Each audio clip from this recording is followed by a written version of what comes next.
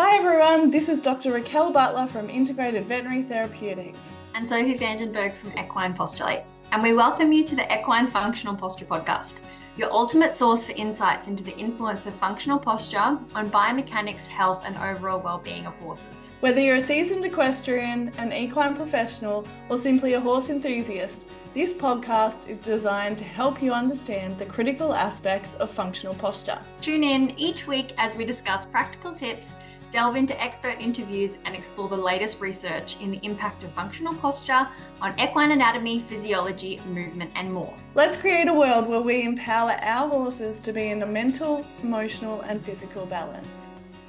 Hi everyone, welcome to today's episode. We are actually discussing a specific movement, just the backup today, which it's always interesting how much we can say about one type of thing. How are you going today, Sophie? Hey Raquel, I'm really well. I am doing better than you because I'm in Darwin and you're down south, and I'm really nice and warm. I'm freezing. So I'm enjoying the heat, and this will be a good episode. I'm going to start because I remember the fact when we just said, we're going to do an episode on this, and it's the fact that there's only, like, nearly every animal can walk backwards, but the kangaroo and the emu are two animals who can't go backwards, and they are the two animals that are on the Australian coat of arms, isn't it? The coat of arms. Yeah. So maybe it symbolizes Australians only move forward. We're forward. Maybe that was the when they put them on there. Forward moving stuff. So that's our fun fact about the backup. Nearly everything can go backwards. We were kind of brainstorming, does fish go backwards? And they kind of swish backwards off the fish tank glass. Not sure about snakes. So we're kind of having a laugh about that. But horses definitely go backwards, which is why we're talking about it interesting that elephants don't go backwards. Elephants don't. And I think elephants are so big they can just storm forwards. Yeah, they just. And I have been faced with an elephant that I wished could have went backwards when we were in Africa, and we were driving, and there was an elephant coming towards us with a bit of an unhappy look on its face, and it was really marching, and we were hoping it would go backwards at that point, but we had to reverse the car backwards to get out of its way. So maybe that's why, because it couldn't, but it was, you don't want to be in front of an angry elephant. You don't, no, especially because they'll run straight through you. That's funny. Yeah, so anyway, why is the backup important for horses? Because it is a motion that's used. So anything that we do with horses, we should be considering the impact it has on the horse. We should be considering how they do it to see, one, as information to tell us about our horse, their comfort, their motion, and their posture, but also to do the best thing by them. Can we improve our backup? So where you might see backup is in competition. It's often used for different things. I know I've seen some extreme cowboy events, horses have backed up over poles, they're doing interesting maneuvers in backup. So that's like an elevated backup. Also, You've got your backup step in a dressage test. When else do you see? Working equitation. So in working equitation, like in the advanced levels, they have to actually back up around like tight poles. So they have it like a slalom that they're backing up through, or otherwise just straight back up out of an obstacle. Yeah, so it's in quite a number of competitions, but then we also talked about the fact that, especially with the straight load floats, horses need to be able to back up, and I've also seen a horse run really fast backwards to double barrel another horse. True, and or they are going backwards to get out of somebody's way. Like they're rushing out of a. Yeah.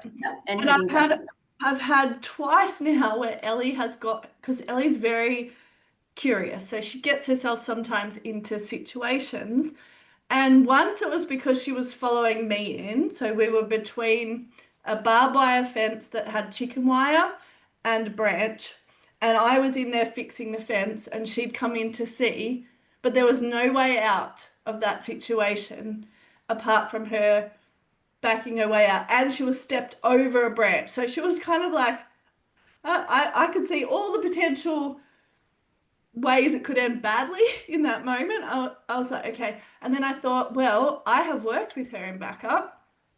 And so, okay, calm, relaxed, back up. And real slow and really controlled, she lifted each leg, no panic, no nothing, and backed herself out. And I was very proud in that moment.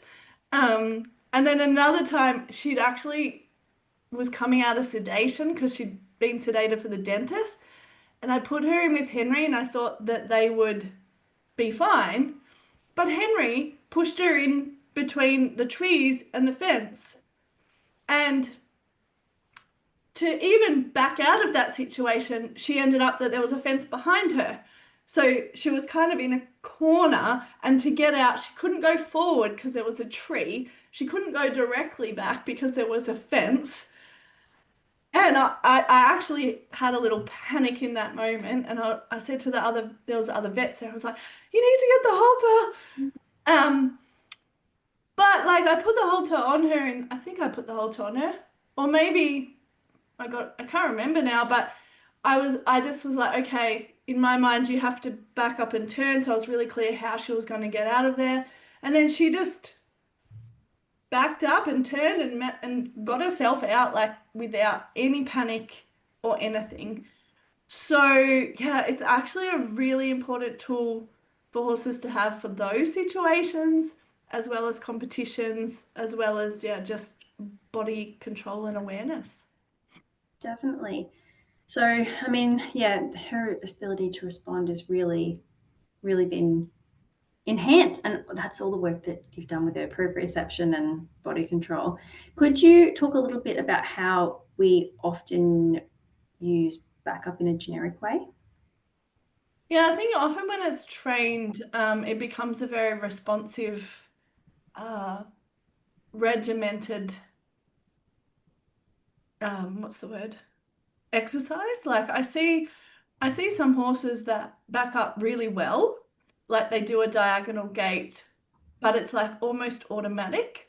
And if you ask them to slow down or do it in a different way, they can't because they're not connected to their body and their brain in that situation. They're connected to they're connected to the way that they've been asked to do it. And so yeah, we need to really consider those aspects of the backup. Yeah, so when it becomes quite automated, the horses lost that connection to their body and to themselves. And I want to see a horse that could stop at any moment, that has that level of control and awareness, and that yeah, is really connected. So have you kind of seen that where they appear to be quite trained versus an aware backup? Definitely. I see it often. You'll see, we talk about this as well, you get this kind of loss of an engaged facial expression as well. Often see like kind of a switch off, often get a little bit of pole tension, the head just comes up a little bit, super trained response. And then you kind of get this almost robotic movement Yeah. as they head backwards. And I do think we commonly use it in some spaces to control the horse. You know, often after they do a movement, you'll have a moment. So if you take your horse out through the camp draft, right after you pull up, after you chase the cow around, people often ask for a few backup steps to sort of like recollect the horse and then move on. But sometimes the quality of that motion isn't fantastic in some spaces, and the horse will give you the steps, but it's not soft and beautiful. There's no connection or relaxation in the horse. So yeah, I would just say that trained backup versus being aware means that you can often ask the horse to do something and they will give it to you because they're trained, but it doesn't mean that it's comfortable or that it's been good for their posture as they go to do it. Yeah, and like we're going to go through, how we assess the backup and then areas to assess to look for that awareness. So in terms of like when we ask for a backup, what the like how do you, get a client to ask for backup so you can assess it? So I normally ask them to back up however they would normally back up. So that often some people like will wiggle the rope at their horse. Some people use a little bit of chest pressure or nose pressure from the halter. And so I would ask them to back up how they would normally do it to see how the horse responds, one, to the kind of cue that's being used, and also how willing they are to go backwards. Do they lean on the person? Do they need a lot of pressure or encouragement to go backwards? And also, when you ask them to back the horse up, I try and ask them to go slowly because I don't want the horse rushing backwards and simply falling backwards and using, big muscles to move very quickly. I want to see what their genuine stability is like when they do a slow and controlled back up. Yeah. Yeah, I will generally ask for them like what you do. So I just ask for them to back up without being specific, and I will look for at least 4 steps going backwards, and then also I'll say now go forwards and then go backwards again, because sometimes I find going forwards and then backwards again kind of unlocks the horse and can give you a different bit of information. I will often also then, and I'll often ask for it for 3 times in a row to just see is it consistent the way that the horse is saying no or going crooked, and then if they're going crooked, I might ask them to move their position, or ask them to lower the head and see what happens with the backup, if they then can't do it, um, or it becomes, more resistant or easier. So yeah, and then I'll often, assess that at the start of a session, and then by the end of the session, it's something that I want to see improve. And Yeah. so if there's an issue at the start, and if it hasn't naturally improved, through whatever I've done in the session, then it may be something that I give the owner a specific exercise to do relating to it if it's applicable at that time. So so we looked from the front, from behind, and from the side. I find probably from the side the most valuable. What kind of things are you looking at from those perspectives? So, yeah, so I will just say when I ask them to back up over the 3 times, I usually shift between, I'll have a look from both sides and behind, just because sometimes you'll see that it looks like one leg is dragging a little bit more from the other side. And when you go over, you'll be able to see, okay, I really see a lot of stifle tension. Or sometimes one side has an abdominal, almost like a heave line. So it's good to have a look from both sides if you go to do the backup. So when I'm having a look, I'm especially looking for ease and relaxation. So whether or not they're resistant, sometimes they bear down on their owner, sometimes they lift their head up, sometimes they're really lovely and engaged, and the steps going backwards are nice and controlled. But I would say the relaxation through the back and through the belly, I see that's something I'd be really looking for. Do they have a really tense tummy? Do they kind of stop breathing when they have to go backwards as well? And I would also, yeah, be looking, can they do it go in a slow and controlled manner? Do they begin to rush, etc.? Yeah. And then I would also look at the limb placement. So the backup is a diagonal placement of the limb. So it's basically the walk, the trot going backwards. And so you want to see, is there a diagonal component to the legs? But that's only one part of it, and I think a lot of people place the most emphasis on the diagonal coordination. But I've seen horses that do move the limbs perfectly diagonal that aren't doing the backup, correctly through their spine. So like they kind of go side to side rather than still staying in a straight line. So I look at those limbs, are they diagonal? I also look at the limbs from a perspective of like, do the two forelimbs move the same, and do the two hind limbs move the same? Also, are the forelimbs staying in line with the hind limbs through both the swing phase when the legs are off the ground and on the ground? Is there a drag like through the limb? Do the joints kind of flex evenly? So, do they pick up their legs to the same height? Or I've had horses where I had a horse recently where, her biggest, she's actually a horse that I've worked with on the ground, done some groundwork, rehab stuff with her because she's had a complex kind of asymmetry through her body. But when you'd ask her for backup, she'd actually like suck back and drag one leg. So instead of stepping that leg back, to get that leg to come back, she'd actually almost drag, like use her body to drag the leg back.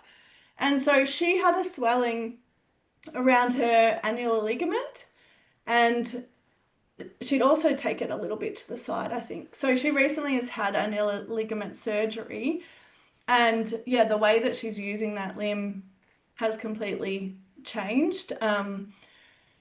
And the other ones that I have with the backup is, especially with the forelimbs, is like how far back they take the step, is probably a big part of. I definitely think that's a really good indicator too of your scapular motion. When, like with the front legs coming back, you often see with horses who especially have high-low syndrome in their feet, they'll have a very big difference in how they pull that front leg back. Sometimes one leg will come back further, and when it's out in front, they'll leave one leg as they shift their body back. One leg actually, it stays out in front of them for a good amount of time, and the other one, as they go to come back, they're like, oh, I immediately have to ping that up and move it backwards. And if you look at the actual scapular motion, it kind of looks, I know you describe it as like a windscreen wiper a little bit. You can see the action of it, whether it does move or it doesn't. And the horse picks the scapula up a little bit as they pick up their leg to move it backwards and forwards. And you can kind of see if they sort of drop into that shoulder, and because they don't have the thoracic sling integrity to kind of stay lifted and up and pick the foot up and move it backwards. So I often see, I think, front limb asymmetry backing up or a bit of drag when, that you can have a look a bit higher at the scapula as well. Yeah, which is going to affect your A's and your V's. So when we talk about the A's and the V's, it's basically if you're looking at both the front legs and you said how one front leg might not come back as far as the other, you'll see that there's a bigger space between the front legs when one is back compared to the other, or a smaller space, however you want to think of it. So you're looking at the space between both the front legs when one is stepped back before the other one is stepped back, and the same with the back legs. And then you're looking for the V is the space between when that front leg steps back and the back leg, that's still forward. So you're looking at basically the evenness from each limb, and is it the same in terms of the placement there. So and your scapular motion and your thoracic sling ability for that to engage in the backup, which we'll kind of come into that a bit more in a minute. Because they're really important. Definitely. So if you talk about hoof placement, I know we've just mentioned a few times that sometimes the horse will drag the foot. So you'll kind of see this skating along the ground before they'll skate along the ground almost all the way backwards, but you'll often see at the very beginning, they kind of like skate and then they'll pick it up and place it a bit further back. You also can see a bit of an arc when the foot is traveling through the air. So I often see this more so if I'm standing in front or behind them, and it's a little bit different. I think I see more so the hoof scoops inwards to Yeah, the I would medial say that. line. Yeah, Sometimes and the front yeah, legs go outwards more, but definitely the back legs go inwards more often. yes, and then and then they'll often scoop a bit outwards too. The ones who really scoop inwards, sometimes Yeah, when they fall back, then they'll take their they hind have limb to quite. balance. Yes, yeah, and so I would say something to note is: does your horse consistently do that in one limb? Do they Mm. do it in both? And often when the other benefit of doing this 2 to 3 times, like asking for the backup, is by the third one, I think they begin to fatigue a little bit. And you often will see if there's one that they really favor, they'll consistently begin to take, that one wide, or they'll step it a little bit short. Even when you're only doing 4 steps backwards and forwards, by the third time, you often see Yeah, that really or they'll shows up. start just stopping and being resistant to Yes. continue doing it, Yeah, which I find a lot of horses don't like to continue doing the backup. definitely.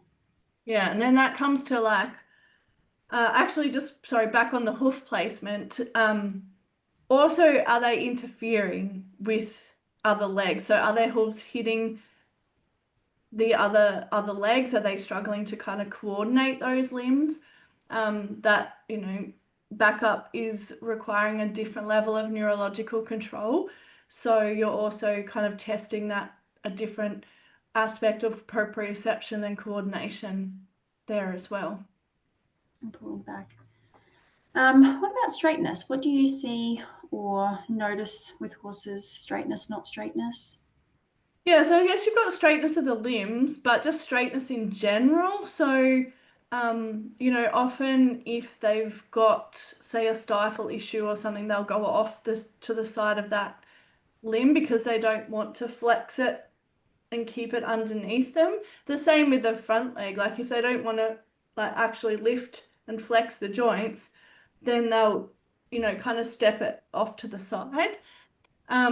So straightness can give you an indication of, yeah, lack of willingness to flex the limb joints.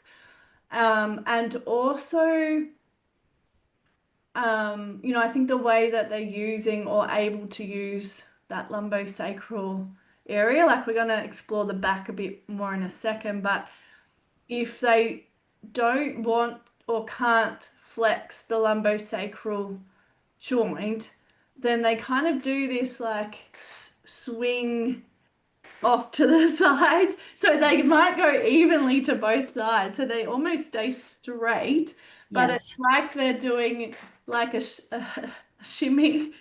Yeah. Well, I suppose the pelvis has that figure 8 motion, Mm. and it just becomes You this use that. very over exaggerated. Yeah, and so I'm trying to think of an example of it in the human world, but yeah, they kind of like it like I can't think of another description except for that they shimmy backwards. Yeah, Um, I'm it's a real visualizing side to belly dancing side almost. Yes, it is. Yeah, motion instead of like a lift and carry backwards. definitely. And yeah, I mean, definitely often I see that either when they are overflexed in the lumbosacral Mm. sometimes as well. You see this really big, Like they're it, stuck in flexion. yeah, it's like they drop into one corner just beside their tail, like down into the left hip, and then the right, um, you know, the almost where the point of the hip is will lift up really high, and then they come back and Drop they into the swap, other swap in corner. the other Yeah. direction. And like you said, there's it's not really a lift, so you often see a lack of engagement in the lumbar when they're doing Yeah, and that. they can get that diagonal pattern of the limbs going quite well in that situation. Um, but we are, kind of looking for you want to. I think the backup shows up the lumbosacral function a lot. And so one area that people often looking at the limbs and they're looking at, well, is there a diagonal? Yep, there is. It's great backup then. But if you look at what the lumbosacral joint is doing, and you mentioned the scapulars, and if you look at what the thoracic sling is doing, and then the head and the tail. So you kind of got those four bits. that will give you a lot of information. And so what you want to see is the ability for that lumbosacral joint to flex and extend, and which means that the pelvis won't have that excessive swinging motion. Like it'll just be able to be more of a just a backwards motion. And the same when they lift up through their thoracic sling, you'll actually see the whole back create some flexion and lift because they're engaging their core appropriately. You can also see it if they're bracing. Like if they're bracing too much, you'll see that line that you talked about, the belly line. But if they're not bracing and they're just lifting, you'll see the back come up, the core lift up a little bit. The lumbosacral joint can flex as required. The thoracic sling lifts, the head and neck stays open and relaxed. If they can't lift through their thoracic sling, the head and neck will come up, and generally it's like the brakes, they can't keep going backwards. It's like they hit the stop at the thoracic sling. Yeah. Yeah, what else do you kind of see with the dysfunction through thoracic sling, head, tail? And the back, I would say when you're going through the motion of 4-ish backup steps and then coming forward, at the point where the horse has a transition from the hold at the end of a backup, coming back into a walk transition is a really valuable spot because you've gone from hopefully having a bit of, whether it's available or not, attempted lumbosacral flexion. And then as you come back into a forward walk, the horse is kind of rocking forward back over their belly and about to take their forward steps.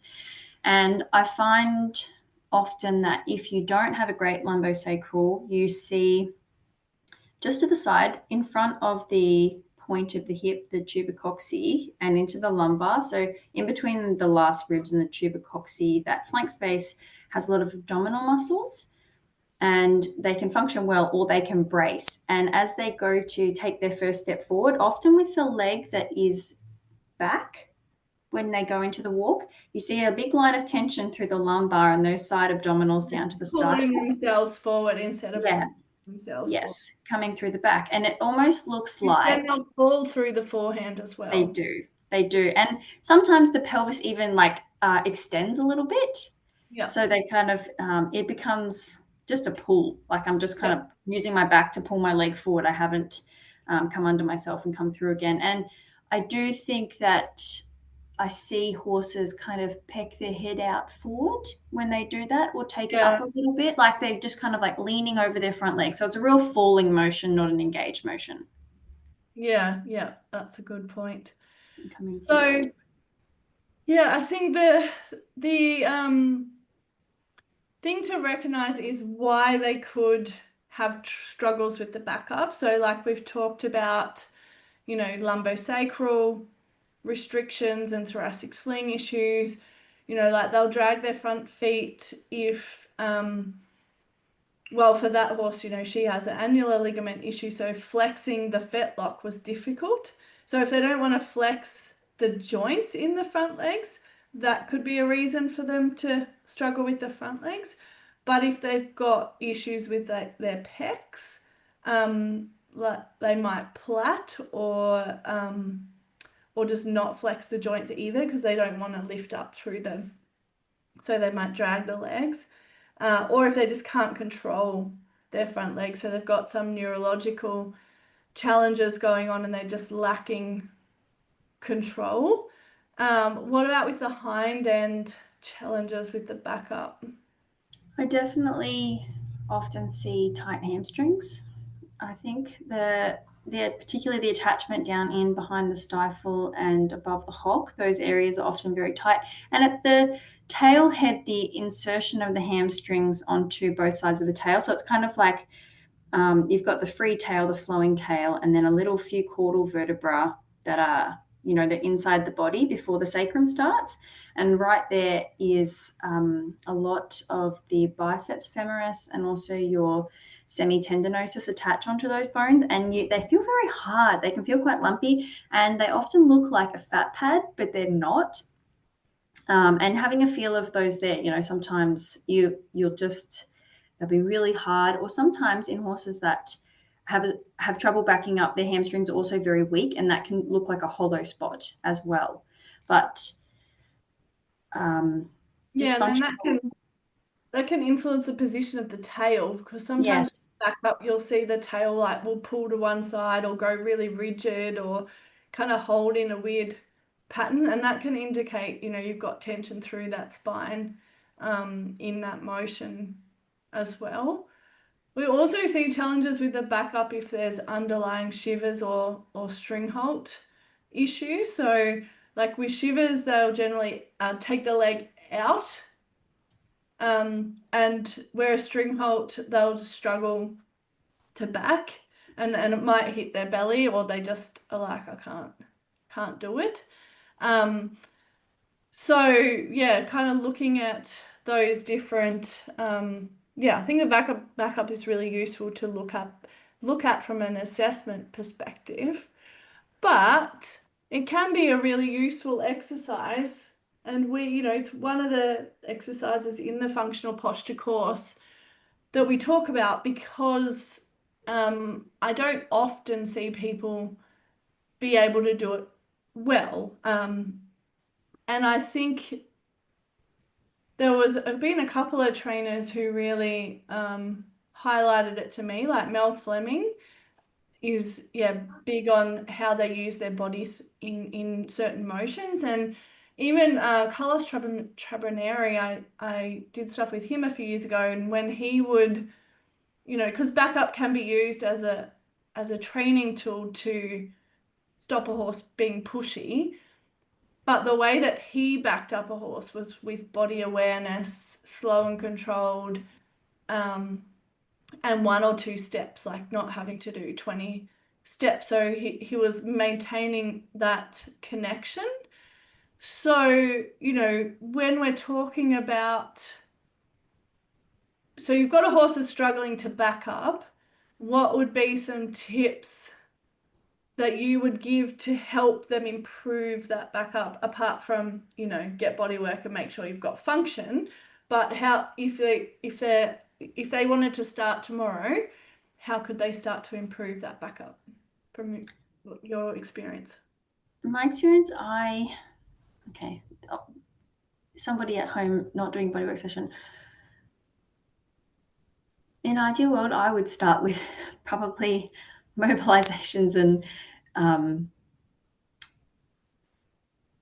So getting some spinal function. getting some spinal function back. Yeah. So whether that looks like you using some mobilizations through the spine, that either you're using carrot stretches, you can actually influence a lot in the pelvis using carrot stretches out in front. There's a beautiful stretch down and around that I often suggest to people when their horse has a really tight back and pelvis or rib cage, particularly the side abdominals, you know, around to the side and down almost in an arc towards the hocks. And they get this beautiful big stretch down the side of the horse.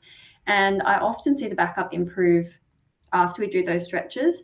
Another one would be getting the horse doing stretches where they come out in front and then rock back a little bit onto their body and coming forward. It's a little bit of a core activation, but also when your horse can do it well,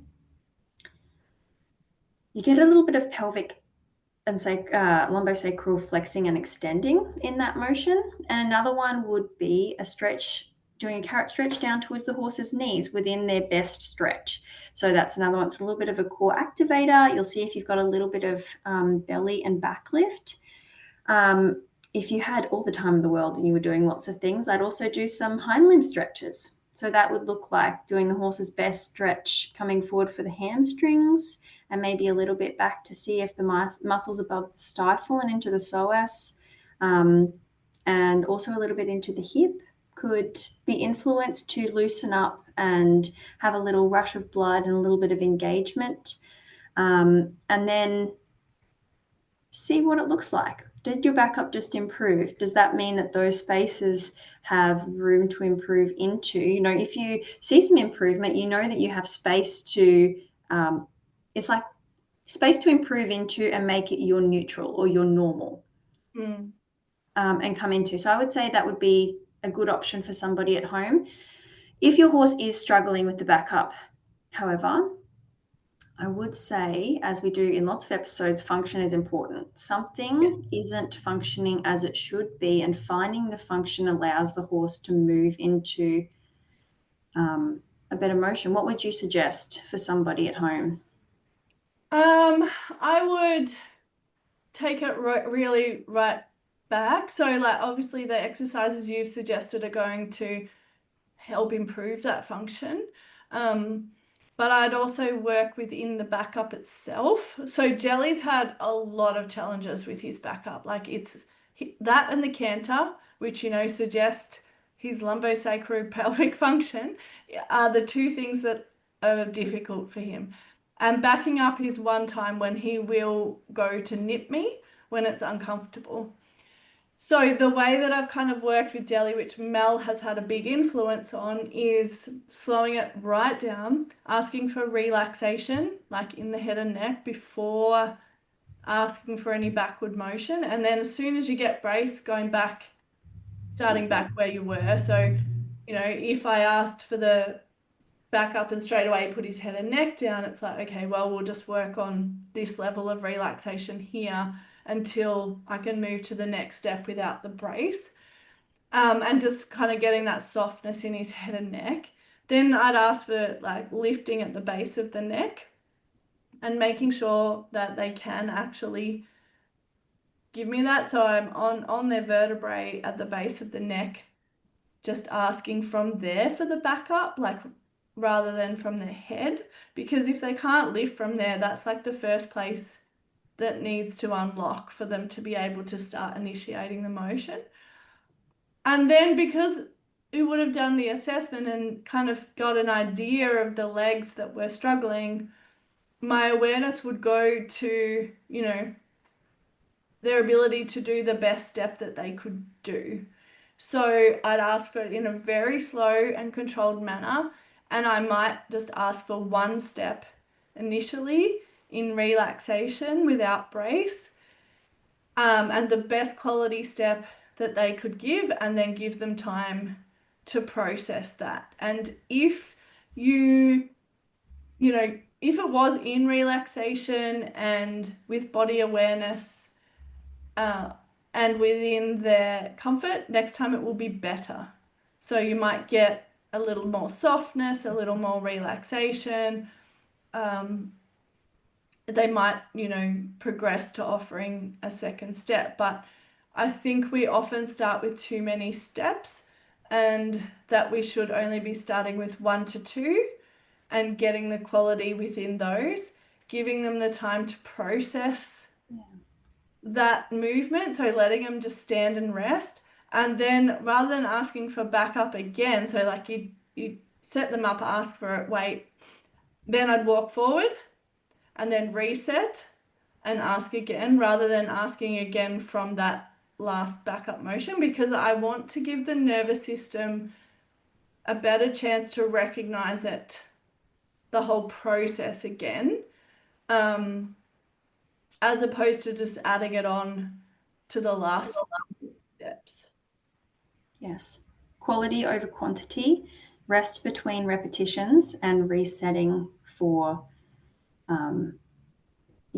not overloading the horse. Yeah, resetting for the neural pathways. So yeah, that's probably the takeaways, what you just said. Yeah, yeah, that little, yeah.